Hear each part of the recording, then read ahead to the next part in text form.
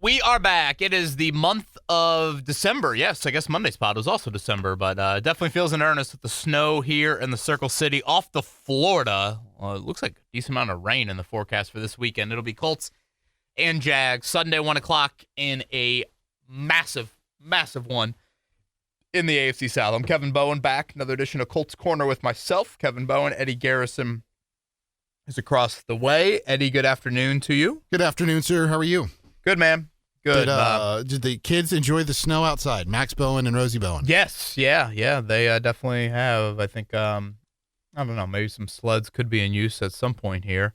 I don't know if I'm totally ready for the snow just yet. But it's pretty helpful that you live on the side of town that you do because, Butler's not too far and they've got a nice hill there for you guys. Correct. So, yeah, we'll have to get out and about. And we did do a Max Bowen helmet crawl mid-snow. It did not go very well. He was whining about as much as I think Colts Nation was about the officiating exiting Sunday's game. So we'll have to put that out here in a couple days. But yeah, looking forward to Sunday. Again, when you've created a record like the Colts have at 8-4, you earn the right for big time December, January games. Now, if you can maintain that record, of course, you're playing for a lot, and maybe the loss isn't as significant if you're playing for the 1 seed or something like that, or if you have a multi-game divisional lead. But all that's out the window. The win and the loss is equally as important. We'll get into the Colts kicker news, but just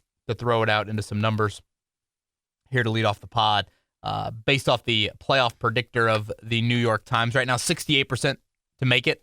Win on Sunday, and that rises to 85. You lose, it drops to 51. In terms of the AFC South, 34% currently to win the AFC South.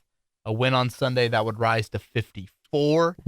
Does that list Jacksonville and Houston on there as well for AFC South odds percentages? I do not have Jacksonville in front of me. Rise to 54 with a win, 14 with a loss. I assume Jacksonville's probably close to, probably their, 40-ish%, given their schedule the rest of the way. I think that is influencing some of these numbers, and then Houston is probably, at 20-ish%. So all of that to say, the numerical value also plays into what a critically important game in a place that obviously is Colts hell. So should we start, Kevin, giving standings updates, like AFC South standings updates, who Jacksonville's playing, Houston, and then, the other teams that are competing for the wild card that the Colts are now in the race with, unfortunately? Yeah, maybe next week. We definitely start at the AFC South. But yeah, Houston's got Kansas City Sunday night.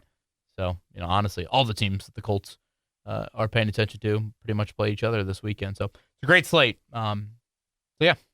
Yeah, Chargers, they've got the Eagles Monday Night Football, so that should be a good game. That's another team that's in the wild card hunt. And Buffalo, they have Cincy, right? Cincinnati. Yeah, we'll see about the healthy Justin Herbert, in that Chargers game with the hand injury. Eddie, let's start with the kicker news. Blake Grupe, a man that I've watched kick a lot of footballs in my life as a Notre Dame fan. The 2022 season, he and Brian Mason together in South Bend. So there's your connection there. He might be the smallest player in Colts history, at least the smallest player in quite a while at 5'7" and 157 pounds. So, this time of year, every kicker that's available has warts. Blake Grupe certainly has some. The why behind this move, obviously the Brian Mason connection. There's NFL experience. He has been the Saints kicker for the last 3 years. He is 86 for 88 in his career on extra points. That is a pretty good number from a percentage standpoint. And he also, I would say, if I'm going to get into big-time kicker, weeds here, I would say he's got a slightly longer leg than Badgley. I do think there will be, if they need to kick north of 50, he's got a little bit more there. Not a lot, but he's got a little bit more there. Now, why is he available? Why are there warts? Well, he was just cut by the Saints. This year, Eddie, he has missed 5 field goals between 30 and 49 yards.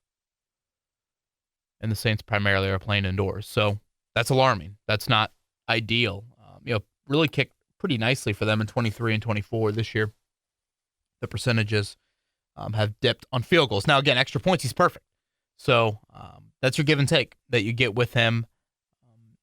And, yeah, Blake Grupe life. Here we go. This will be the first time in franchise history the Colts have had 3 kickers in a season.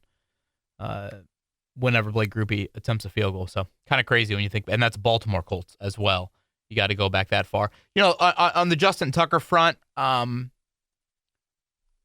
not totally surprised that the Colts worked him out. I think I said this a few years back, and I'll bring it up again, and not to act like it's exactly apples to apples, but I think we largely group these two situations together. I think if Deshaun Watson had been playing for a team not in the AFC South, I think the Colts would have been knocking on that door to trade for him. Well, didn't they knock on the door anyway? Well, knocking the door and maybe it would have been answered. I guess is probably the better way to put it.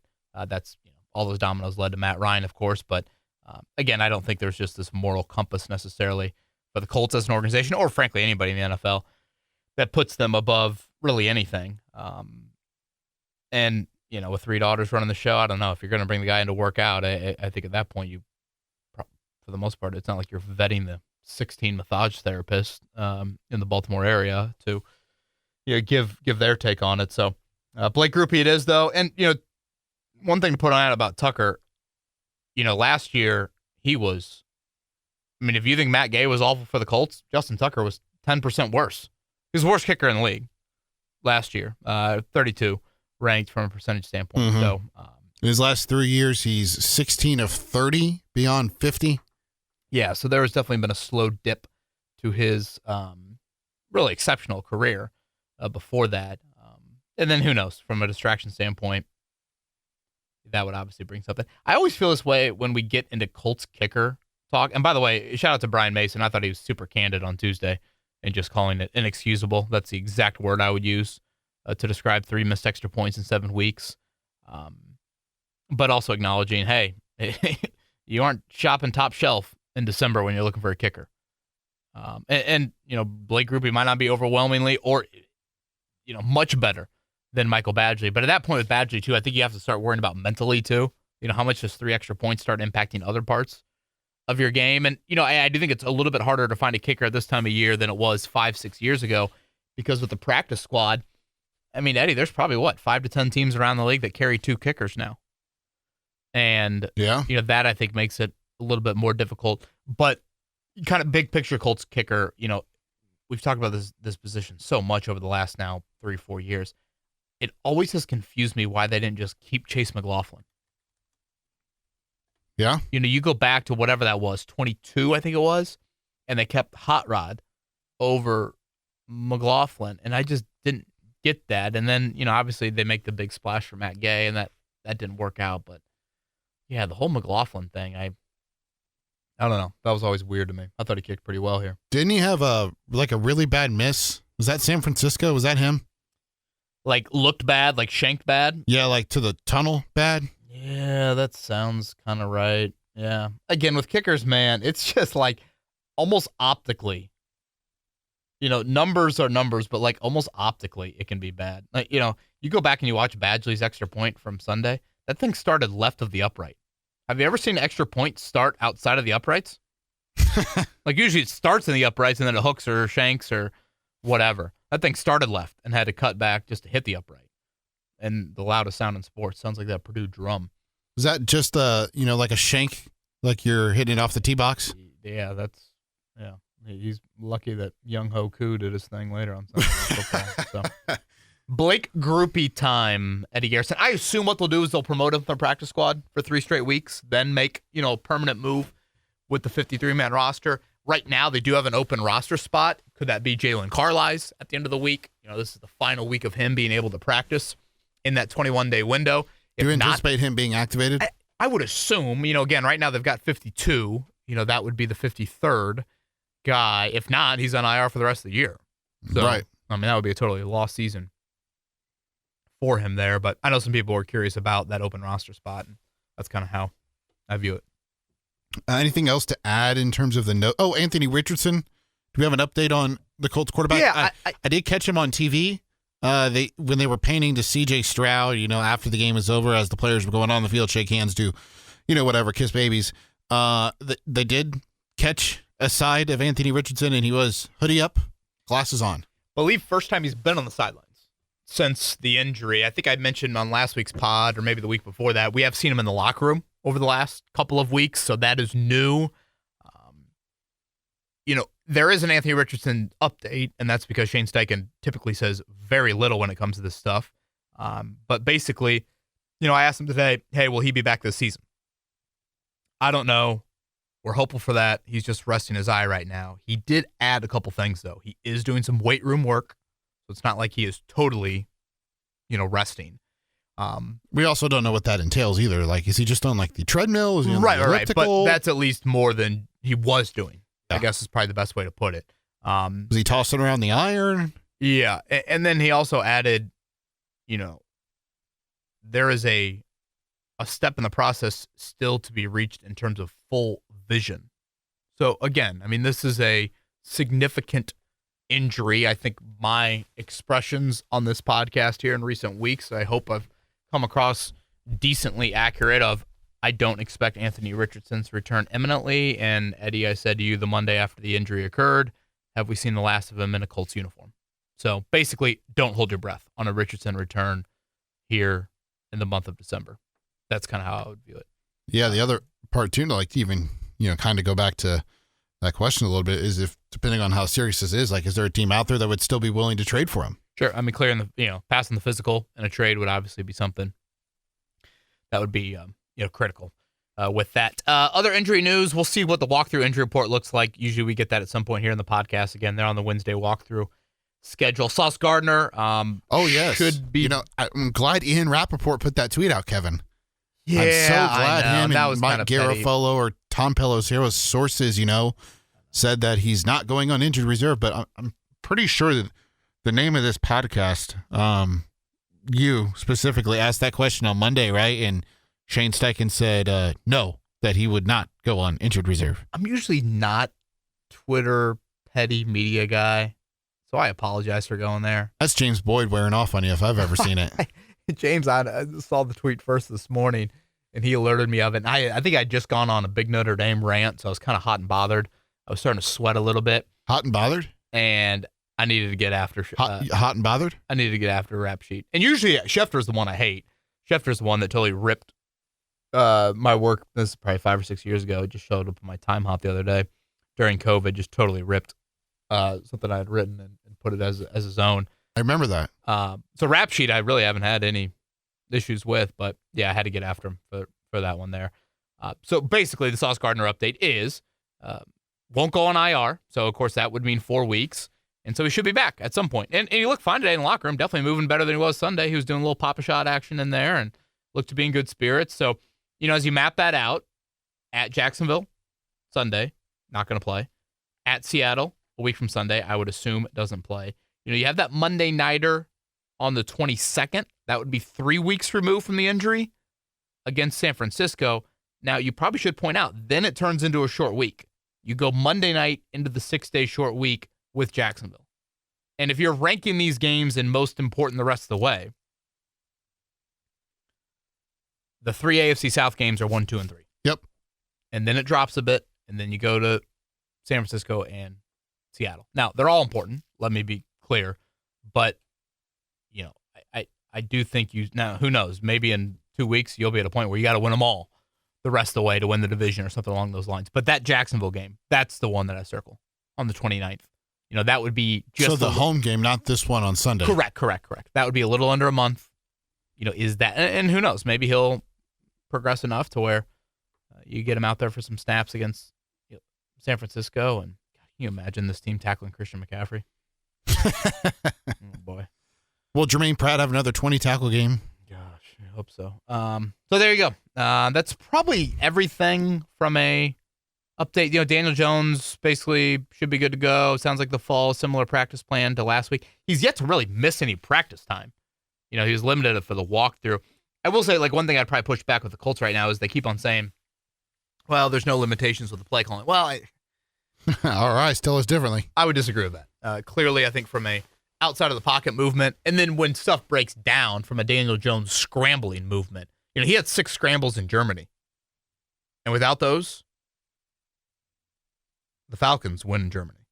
Mm-hmm. And if you look at he's at... Especially on that third down and 19 was it? Right, yeah. Third and 21, he got 19, right? I think that's what it was, to set up 4th and 2. He had 2 in Kansas City, and then he had none last week. So, I do think that element to his game is where the limitations are. So that probably covers everything from a Colts-related standpoint. Maybe next week we can get into some guys from a Pro Bowl. I know the fan voting has started on that. Maybe we'll do that a little bit next week. But unless you got anything else to add, I'm good to get into Jacksonville. They suffered some injuries on Sunday in their win over Tennessee. Obviously, they are already without their top pick, Travis Hunter, wide receiver / corner. Suffered a knee injury. He's out for the remainder of the season. Parker Washington, a guy who had stepped up kind of with his departure and Brian Thomas Jr. not being fully healthy. He exited the game on Sunday against Tennessee with a hip injury, did not return. Walker Little, one of their starting tackles, left the game on Sunday against Tennessee with a concussion. Eric Armstead is on the injury report. Obviously one of their big players up front in the middle, kind of like their DeForest Buckner, to kind of put it in comparison perspective. Travon Walker also injured. Outside of that, the names on, the offensive side of the ball probably. Trevor Lawrence, quarterback, having an okay season. Travis Etienne kind of having a resurgence here after a down year a season ago. Byshell Tootin is a guy they mix in every now and then as a guy that change of pace back. He's really explosive, can rattle off some big runs, and he's a factor in the pass game as well. For the Jacksonville Jaguars. They just got Brian Thomas Jr. back, having a very underwhelming season. Just seems like the connection between him and Lawrence just hasn't been there. Britton Strange has been a good productive player for them, their tight end. And then Jacoby Myers had a breakout performance against Tennessee because of the Parker Washington injury. He was with the Raiders earlier this season. In their game against Tennessee, he had 6 catches, 90 yards, and a touchdown. He scored in consecutive games for Jacksonville. And he has missed some time, but he's back, like you said. Thomas missed some time. He's back. Travis Hunter, of course, out for the year. A lot of similar faces defensively. They did make the cornerback trade back a few weeks ago. And, it was funny. I'm watching Liam Cohen's press conference today, and he noticed a bit of a bigger media throng there. So I've never viewed Jacksonville as some hostile environment, which I think bothers Colts fans even more. You haven't won there in a decade. This is not Arrowhead or anything like that. But, I do think they obviously have a ton to play for on Sunday as well.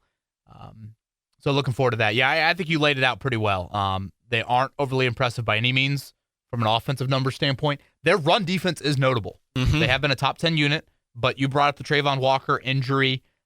That'll be something to keep an eye on this week. Armstead's availability as well. They both missed the Tennessee game. They have really reshuffled the O-line and had to do that again on Sunday. And Liam Cohen's very honest, we have to play better up front. So that should be an area where you could have an advantage. And weirdly, Parker Washington, largely due to availability, he's actually their leading receiver from a catch standpoint. Yeah, and he's also a punt returner for them as well. He's got 2 returns for a touchdown, I believe. He got banged up. So definitely some things to keep an eye on with Jacksonville. But again, really sound with the run defense, and obviously when you play Jonathan Taylor and company, that is a huge, huge storyline. Shifts into over to Trevor Lawrence. It's kind of wild, Eddie, that Sunday was the first time all season Trevor Lawrence has had a passer rating over 100. Yep. Daniel Jones has 9 of those games this year. I don't think you would view Daniel Jones as that much better of a quarterback than Trevor Lawrence. If he is even better. That's probably a debate you could have. But damn, that's a stark contrast between those two quarterbacks this season.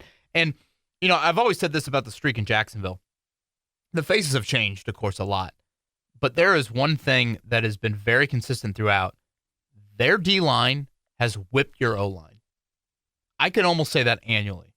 Whether it's Calais Campbell, Yannick Ngakoue, Josh Allen, and then when he's changed his name to Josh Hines Allen, they have just whipped you up front. Mm-hmm.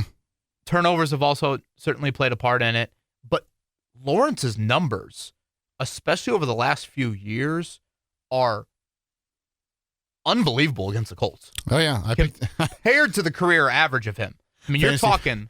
My fantasy football league, Kevin, I have Drake May. He's on the bye this week, and I picked up Trevor Lawrence. Yeah, I don't blame you, man, if it continues. We're talking 20 completion percentage points higher, passer rating significantly higher when he plays the Colts. So, now again, that's obviously Gus Bradley largely, and this is Lou Anarumo, but still, I think that is worth pointing out. And the Colts defense, I'm just kind of torn on how to feel about them right now. Yep. Like in one light, I sit here and say, wait a minute. They've allowed 3 touchdowns in the last 8 quarters. That's great. Mm-hmm. But then in the other light, they've played 173 snaps. Yeah. That is a huge number. They're not getting off the field timely. Nope. I believe I added it up. Eddie, 20 drives, real drives, take out the kneel downs, Kansas City and Houston in the last 2 weeks. 9 of the 20 have been double-digit plays. Mm-hmm. So what happens when that occurs? You're not getting stops on third down. You're not getting stops on third down. They're flipping the field, and you're limiting your offense's touches. Yeah. So the complementary football, yes, your offense obviously has some issues here. I don't want to ignore that, but I really think the field position has hurt the Colts big time here. And a lot of times, Rigoberto Sanchez has done a stupendous job at, pinning the opposing offense deep, and they're just chunking out yards. Yeah. So, again, I know the punt unit wasn't great on Sunday, but yeah, certainly Kansas City, they definitely did a good job and really weren't rewarded for it. Eric Murray, by the way, another player to monitor for Jacksonville last week. I think he's their starting safety. He had his 21-day practice window open up a week ago, and it sounds like he is trending towards playing this week. He was on the practice field today. Walker Little, Parker Washington, Andrew Wingard were not spotted. Trayvon Walker with that knee issue, Kevin, he was spotted off to the side with trainers today. Devin Lloyd, Patrick McCarry, and Antonio Johnson were at practice with non-contact jerseys. So several notable names among that group there. There's a reason why I'm not going to bring up the streak until 26 minutes into the podcast, but it's hard not to acknowledge it when this game does pop up on the schedule. There's times I felt like the Colts have a better chance of winning in Alcatraz than they do winning in Jacksonville. But I'm reminded of this every time the game pops up on the schedule. And I do have a little ounce of optimism here in a few minutes. Okay. But, Eddie, this streak started in 2015. At that point, when the Colts traveled down to Jacksonville to play, they had won 16 straight AFC South games. 16 straight divisional games. Think about that. I mean, that is amazing. And they go down there with Matt Hasselbeck at quarterback, and they are leading late first half.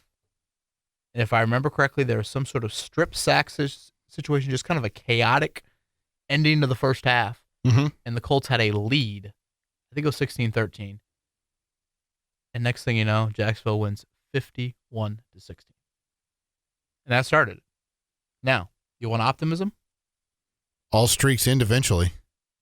Well, tell that to Joe DiMaggio. 16 straight divisional games, right? Mm-hmm. That was week 14 of the 2015 season. What week are we in Sunday? 14. Week 14 of the 2025 season. 10 years after it started. Same week. Does it end? Is that you hear that music? Do you believe in that stuff? Oh, yeah. You do? Yeah. Like, do you believe Jacksonville is a curse? Like, do you think that... With the ways they have lost, yes. Absolutely. Okay. So you believe, even though Daniel Jones has probably never even heard of the streak until someone asked him in the media throng on Wednesday. And according to Zaire Franklin, none of the stuff that's happened previously matters. Well, yeah. Again, there's some Colts that have been a part of it, some that haven't. Again, it's amazing. The streak involves 8 different quarterbacks. Anthony Richardson, by the way, never lost in Jacksonville. Maybe I'll point that out there. Minshew and Flacco each of the last 2 years. The starting quarterback the last time Colts beat the Jags for Jacksonville, that is. Andrew Luck, of course, for the Colts. Starting QB for the Jags and leading rusher for the Jags. Blake Bortles? Can you get both? They both went to the same college. Oh, so you're saying this quarterback went to Stanford? No. The for rusher. Jacksonville. The rusher and the quarterback Correct. were they teammates in college? Boy, Boy, I'm going to say no. No. I'm going to say no. Is it Brock Osweiler? No. That would be Texans, right? Yeah, that's right. The quarterback, I think, also won a Super Bowl. Can I get a hint? Can I get recently. a hint? Super Bowl? Yeah, I would call this a blue blood college football program. Blue blood, you say? Blue blood. I don't like them. Is it because you're a Notre Dame fan or because of other things? One Chad Henne under center and the leading rusher, positional change, Denard Robinson.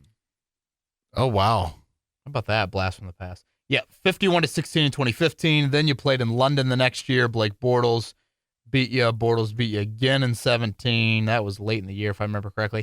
2018 is probably the most egregious of them all. That was 6-0 with Cody Kessler starting.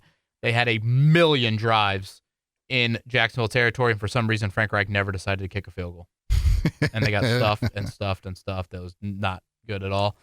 2019 was Gardner Minshew blowing you out. That was Minshew with the Jags.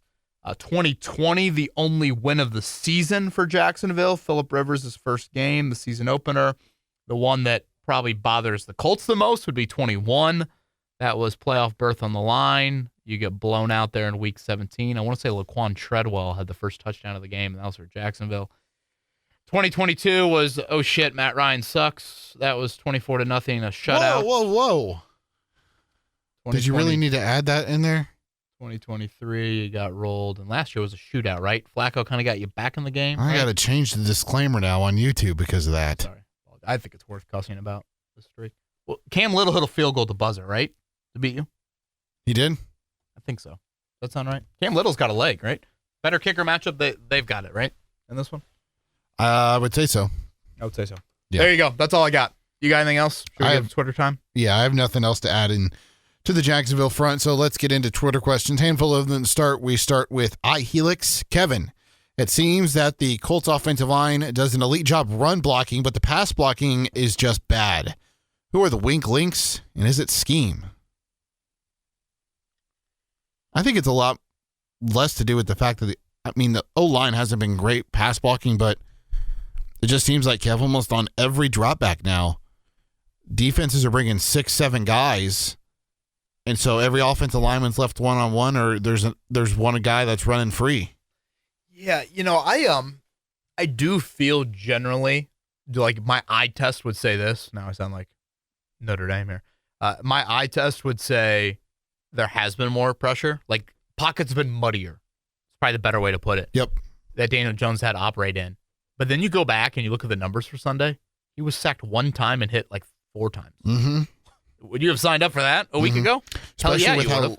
minimal movement he was. Right. So I'm like, well, damn. I mean, he didn't really get sacked or hit that much. I'd say right side of the line is probably where you've had more issues. I think you have had some issues at times just strictly with free rushers. Mm-hmm. Jonathan Taylor, I think, has had a few breakdowns as well. Bortolini's been mauled a couple times. Yeah, boy, that was mean what Will Anderson Jr. did.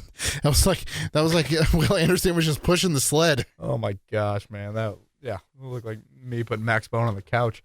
Yeah, that was rough. So I hear you out, certainly, but I'm kind of like, damn, I don't, weak links, is it scheme? I'd say a little bit's the right side, but like, I don't think the offensive line is to blame for this 3 out of 4 losing streak. I think it's probably multifaceted.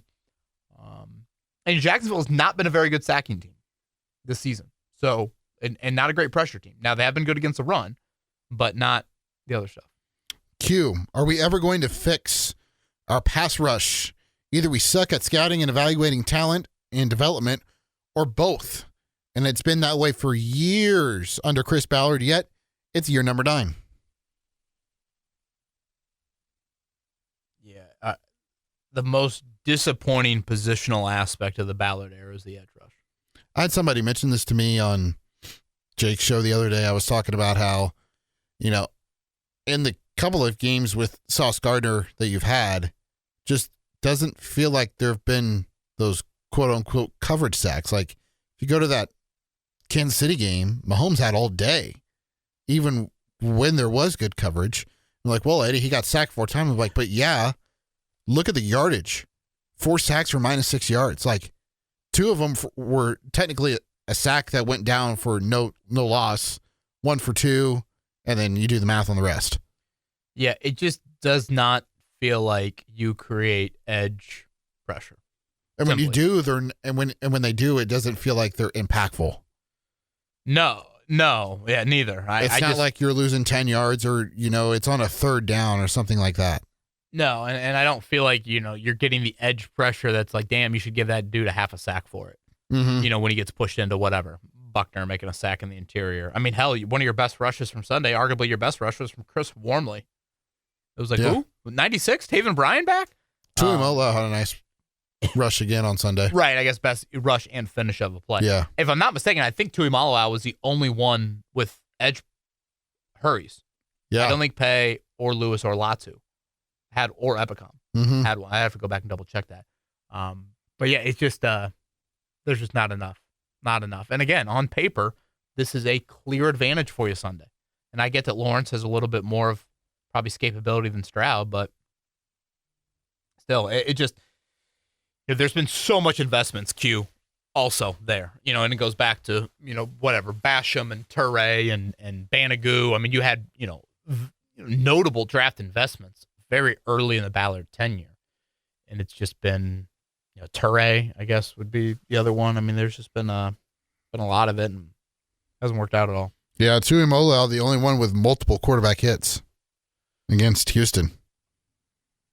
Yeah, another line that I don't think is great. Wormley had one. Grover had one. Good lines. I mean, Seattle. Eddie Tamuel Adibare had one. Seattle might be the best. In San Francisco, I know people are always high on that. So. Yep, especially with Trent Williams over there on the left side. 3 questions left, Garrett. My parents got me 2 tickets to the game in Jacksonville on Sunday as a birthday gift. Have you been to a game down there? And if so, do you have any Jacksonville spots for pre or post game? Thanks to you and Eddie as always. Cheers. Look at that, Garrett. Happy belated, happy birthday. Happy birthday to you. Boy, I mean, again, when I'd go, it'd be a quick in and out story of my life. Dave and Buster's. Really? What do you mean by that? Is where we would venture to. What do you mean by that, Kevin? Huh? That was the closest thing to the hotel. Have you ever heard Joel A. Erickson rant about Jacksonville? No.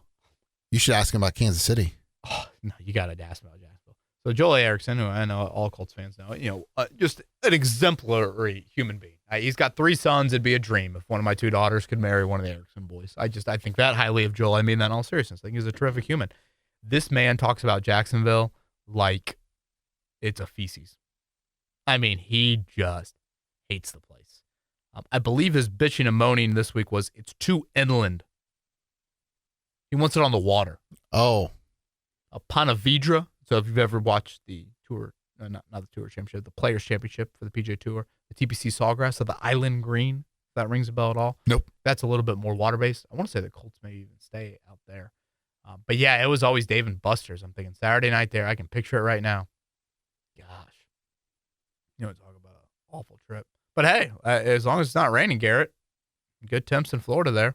Have you ever been? No, I have not. I have family down there in Jacksonville, though. I've never been. Yeah, I just never really loved the trip in general. I mean, obviously it was nice to get out of this weather, but the atmosphere I thought was very dull. I mean, Jacksonville was pretty bad too. I mean, lately they've been a little bit better. And Jacksonville's kind of a weird team. Like 2 years ago at this time, Eddie, they were the 1 seed. Mm-hmm. Remember? They just kind of fell off a cliff. Yep. Trying to think who was was Doug Peterson the head coach for that team? It's kind of similar to what you said, in and out, right? Quickly? Yeah. Something like that. Yeah, I don't know what you meant by that, though. Yeah. And we got any other questions? Yeah, we've got 2. Nice recall from Jamie. If I remember, at the beginning of the season, you said the Colts need to stop 2 streaks for this season to be considered successful. Opening week losses and losing at Jacksonville. I will be heading to Florida for the game. Do they break the streak and save their season? Yeah, I'm not overly sold on Jacksonville. I don't know. Does that mean, Eddie? Are you sold on them at 8-4? Like they turned over it like none other to start the year. Yep. And then impressive with the Chargers, but I mean, miracle survivals over the Raiders and Cardinals. So I don't know, man. I don't put the Cardinals one in the same category because if you just look at Arizona, Yeah, obviously the Colts struggle with them. well, they're competing in every game. Right. If you look at most of their losses, they're by a field goal or by a touchdown, and they have the ball late. They just can't, win it at the end. Yeah, I mean, obviously we'll give our picks here in a few minutes, but I just don't I think the team in the AFC South I would probably fear the most if I were another AFC playoff team is probably Houston. Oh yeah, that defense with those two rushers, man. But I mean, if they lose Sunday, I mean, they are well behind the 8 ball still, just because they're a game back. Yeah. And, a loss on Sunday would obviously, create one more there. I mean, if you're a Colts fan, screw Kansas City. You got to cheer for them. You aren't in any boat to be greedy about trying to get the Chiefs out of the playoffs. So, yeah. Well, Houston's defeated the Colts, and they split with Jacksonville. Yeah. So we'll give our picks here in a few, which will probably answer the question more. Yeah, final Twitter question is from Colton. Say Daniel Jones doesn't re-sign with Indianapolis this offseason. What is your plan B? Well, that hypothetical, I guess I don't see happening. Again, you can slap the franchise tag on him if you would like. I mean, technically Anthony Richardson is under contract for a 4th year. I don't know. I haven't even looked at the free agent quarterbacks. I mean, I think the only way this question becomes realistic, Eddie, is if the season bottoms out and you blow it up. But wouldn't you have to get in the trade market somehow? Mac Jones? Oh, gosh. That'll make you want to face plant in the snow. Mac Jones not a free agent, but he'd be one of those in that, discussion of Davis Mills. I mean, yeah. I laugh because if I wasn't laughing, I'd be crying. Yeah, I guess, again, the only way I don't think Jones would be the starter is if some team first off, the season would have to bottom out. Yeah, there's not a free agent quarterback out there that you can look at like, yeah, that guy could be given an opportunity and he'd, be again, okay. Just to entertain Colton's question. It would literally be Daniel Jones. He'd be the top quarterback. The season would have to go, it'd have to be a horrific finish to the season. They'd probably have to fire both Ballard and Steichen. That means new regime. And anytime it's a new regime, no one's safe. Maybe that regime would look at it. And again, I literally just thought of this off the top of my head. Maybe that regime looks at it and says, you know what? We don't have our 1st round pick for the next 2 years. We've got that Anthony Richardson kid. Let's play him for a year. Final year of his rookie deal. And